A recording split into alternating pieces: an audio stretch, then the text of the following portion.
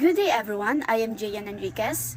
Today, I am going to discuss the history of children's literature focusing on Beowulf, Robin Hood, as well as the King Arthur and the Knights of the Round Table. The single largest category of Beowulf representation and adaptation outside of direct translation of the poem is children's literature. Over the past century and a half, more than 150 new versions of Beowulf directed to child and teen audiences have appeared in English and in many other languages. In this collection of original essays, Bruce Gilchrist and Blythe Mize examine the history and processes of remaking Beowulf for young readers. Inventive in their manipulations of story, tone, and genre, these adaptations require their authors to make countless decisions about what to include, exclude, emphasize, de-emphasize, and adjust. This volume considers the many forms of children's literature, focusing primarily on picture books, illustrated storybooks, and youth novels, but taking account also of curricular aids, illustrated full translations of the poem, and songs. Contributors addressed issues of gender, historical context, war and violence, techniques of narration, education, and nationalism, investigating both the historical and theoretical dimensions of bringing Beowulf to child audiences. So now, let's proceed to Robin Hood.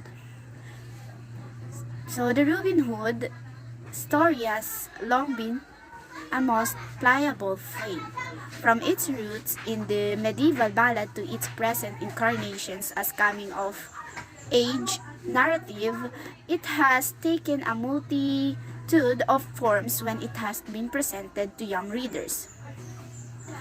Adventure romance, political manifesto, psychological drama, fantasy story. So, in doing so, it sometimes challenges receive notions of children's and young adult literature, while some Robin Hood books are clearly intended for young readers.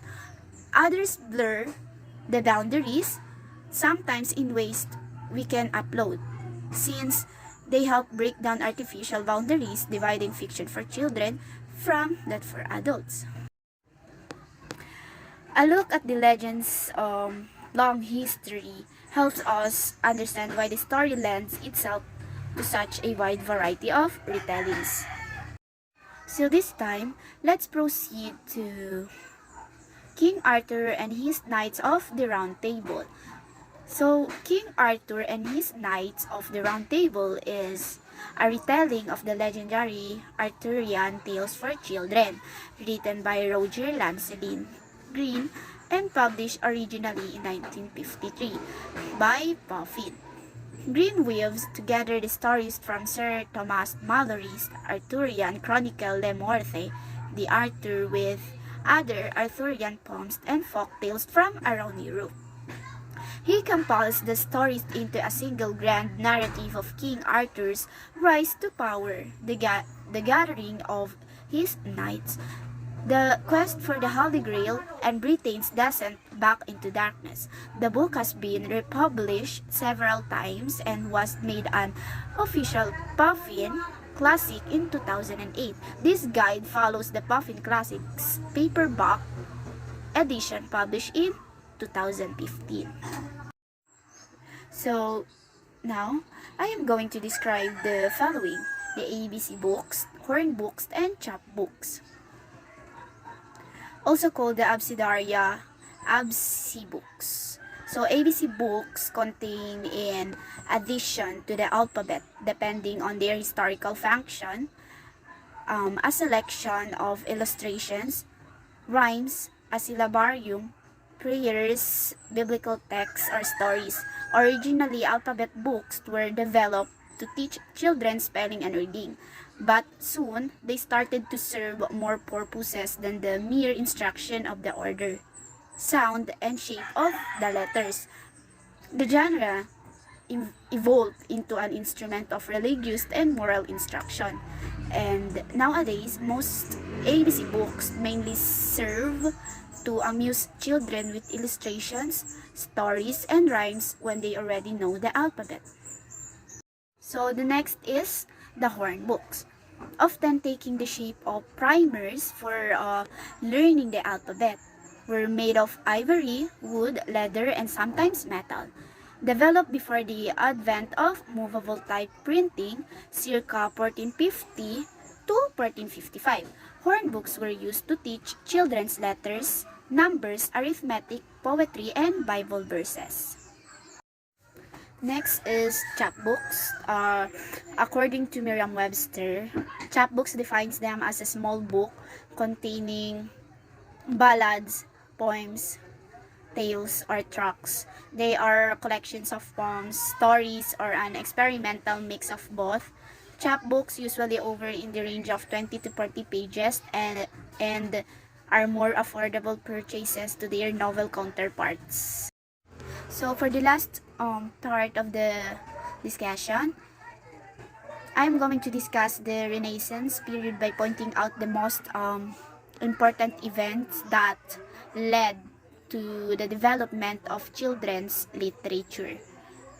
So during this time, Johannes Gutenberg invented the printing press. This was considered to be the greatest invention of the past 1,000 years.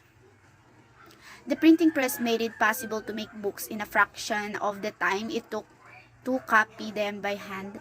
Books became plentiful, opening the door to mass education. Most books for children were textbooks or other types of educational reading matter. By the mid-1700s, the publishing of children's books began. A Little Pretty Pocket Book in 1744 by John Newbery is one of the first children's books designed to entertain as well as teach. It is considered a landmark in children's literature. No copy of the first edition has been found. Prior to the 19th century, children's books were intended to instruct, usually morally. But about this time period, children's folk tales from the oral tradition also became popular. Folk tales were printed in England as early as 1729 when Charles Perrault's Tales of Mother Goose was translated from French to English. These retellings of old stories included Cinderella, Little Red Riding Hood, and Sleeping Beauty in the Wood. These stories became staples for English children. By the mid-18th century, de Beaumont retold many fairy tales, including Beauty and the Beast. In 1791, Elizabeth Newbery published the first children's editions of tales from the Arabian Nights, featuring Sinbad the Sailor and Aladdin and his lamps.